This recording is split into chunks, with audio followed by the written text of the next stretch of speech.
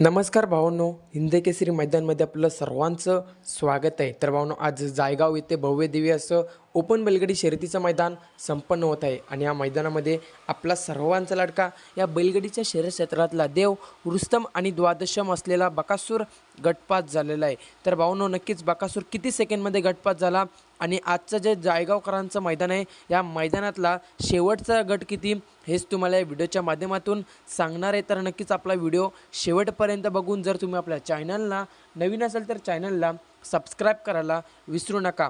प्रथम तर सांगतो शेवटचा गट किती, कारण सर्वांना आतुरता असतोय शेवटचा गट झाल्यानंतर सेमीची.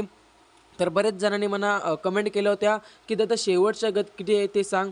तर भावांनो, शेवटचा गट 49 किंवा 50 असेल, कारण एक गट वाढवला होता त्यांनी. 49 गट झाले होते, त्यानंतर एक गट वाढवला होता असा मला अपडेट मिळतोय. तर भावांनो, 49 किंवा 50वा गट हा शेवटचा असेल.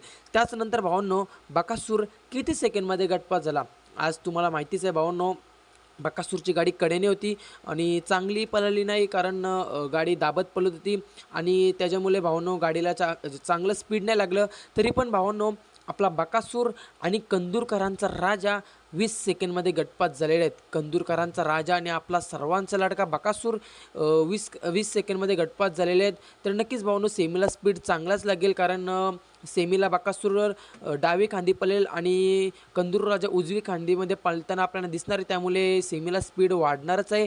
तर भावांनो, नक्कीच भावांनो, या दोन्ही नंदींना सेमीसाठी शुभेच्छा. आज नक्कीच गुलाल करो आणि दोन्ही मालकांना खुश करो.